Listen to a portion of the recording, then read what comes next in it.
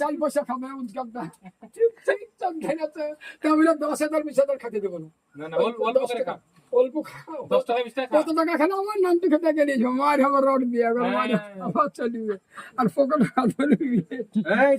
সাধারণ দেখে দিবে ভাই কেন অক্ষয় প্লেট দেখে দিবি একদিন দেখে দিছি আর লাগানো ভয় এলে মাঝখানে হলে ভাই সত্যি করে এই দিলীপ সিগারেট কই? ও খাবা